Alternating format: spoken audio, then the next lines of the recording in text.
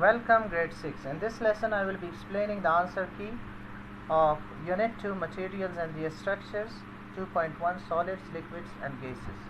Workbook page 16 till 21. Workbook page number 16. So you have to focus. The exercise will help you to check that you understand the properties of solids, liquids and gases.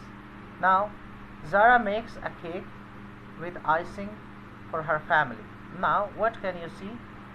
In the diagram you can see flour, sugar, beaten eggs, water and food coloring, also butter.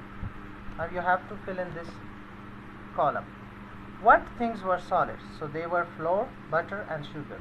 What things were liquids? They were milk, beaten eggs, water and food coloring. Now here are some more items. Add your names to your table below. You need to add a column to the table for gases. So draw a line with pencil and ruler. Give the name to the column, a heading. Make the column as wide as the others. Okay, now you can see these things: water, cooking pan, butane, gas burner, a football, flame and candle. So now what new things you can see in gases? You can see butane, gas, air, flame. Okay, and in solids you can see cooking pan, burner, football, candle. Next question. In this exercise you will practice using and interpreting information from a table. Arun has been asked to test 5 materials to see if they are solid, liquid or gas. He has carried out some simple tests on some of the materials. He has not yet completed his tests. This is his result table. Now material A, can it be compressed?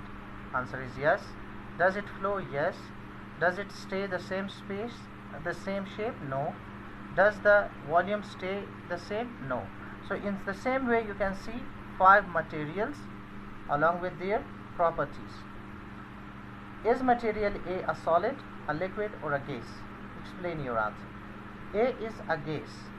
The test shows that it can be compressed. Only gases can be compressed. Now if you see the table, it can be compressed. So A is gas. Is material B a solid, a liquid or a gas? Explain your answer. B can flow, so it could be a gas or a liquid. It keeps the same volume, so it must be a liquid. 3. Arun thinks that material C is either a liquid or a gas. Which one other test would you carry out to find out which it is? Explain your choice. So if C can be compressed, it is a gas. If it cannot be compressed, then it is a liquid. So we have to check compress property. Arun thinks material D is a liquid. Is he correct? Explain the reason for your answer. Yes, he is correct. Material D can flow and keeps the same volume, so it must be a liquid. Arun knows that material E is not a gas. Explain how he knows this. Material E keeps the same volume, so it cannot be a gas. What test should he do to decide if material E is liquid or a solid? Explain your answer. He should test to see if material E can flow. If it can flow, it is a liquid. If it cannot flow, it is a solid. Challenge.